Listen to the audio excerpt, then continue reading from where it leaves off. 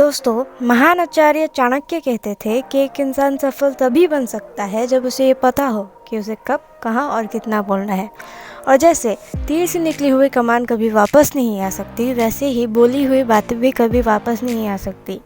Even Mahatma Gandhi, जो हमारे देश के सबसे बड़े फ्रीडम फाइटर हैं, उन्होंने भी भारत को आज़ाद करने के लिए साइलेंस का इस्तेमाल किया था। सो आज हम बात करने वाले हैं अबाउट 5 बेनिफिट्स ऑफ साइलेंस। तो चलिए शुरू करते हैं।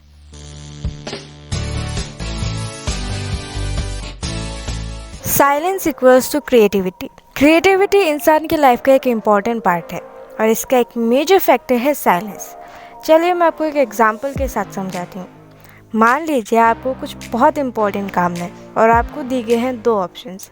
एक ऐसी जगह जो बहुत नॉइजी है, जहाँ बहुत हल्ला गुल्ला हो रहा है, और एक ऐसी जगह जो बहुत शांत है। अब हम में से 99% लोग शांत जगह को प्रेफर करेंगे, क्योंकि साइलेंस हमारे ब्रेन को और भी ज़्यादा प्रोडक्टिव और क्रिएटिव बनाता है। इवन आइंस्टाइन कहते थे कि monotony and solitude of a quiet life stimulates the creative mind. Silence helps you to build trust. कोई भी रिश्ते में ट्रस्ट होना बहुत ज़रूरी होता है, और जितना ये ट्रस्ट सब सुनने में आसान लगता है, उतना ही बिल्ड करने में मुश्किल। बस साइलेंस इस चीज़ को बहुत आसान कर देता है। जब आप किसी की भी बातों को चुपचाप ध्यान से सुनते हैं, तो उन्हें आप पर एक भरोसा सा हो जाता है कि आप उनकी बातों को इम्पोर्टेंस देते हो, उन पर भरोसा करते हो, और फिर वो भी आपको वही सेम इम्पोर्टेंस और आप पर ट्रस्ट करना शुरू कर देते हैं। Silence helps you in negotiation. कोई भी नेगोशिएशन या मोल भाव में साइलेंस आपकी बहुत मदद करता है। जब आप किसी से भी नेगोशिएशन करते हो, तो उस वक्त आपकी साइलेंस उस इंसान को सोच में डाल देती है कि आप क्या सोच रहे हो। चलिए मैं आपको एक एग्जांपल के साथ समझाती हूँ। मान लीजिए कि आपको एक कंपनी के साथ डील फाइनल करनी है।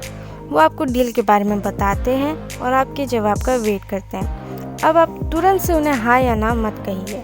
आप थोड़ी देर चुप हो जाइए और एक पॉज लीजिए। अब आपकी ये चुप्पी उन्हें सोच में डाल देगी कि आप क्या सोच रहे हो, और इस चुप्पी को भरने के लिए वो आपको डील या कंपनी के बारे में बताएंगे, जो आपके लिए बहुत इंफॉर्मेटिव होगी और आपको डील फाइनल करने में बहुत आसानी हो सकती है।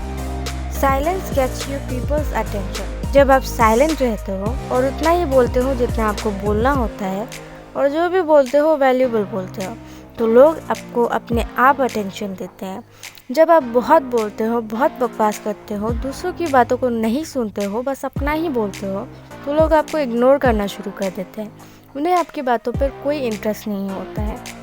लेकिन जब आप चुप होकर दूसरों की बातों को सुनते हो और उनकी पर्सपेक्टिव को जानते हो और उतना ही बोलते हो जितना आपको बोलना होता है, तो आप लोगों के लिए एक मिस्ट्री बन जाते हो, और इस मिस्ट्री को जानने के लिए वो आपको अटेंशन देना शुरू कर देते हैं। Silence is the best answer.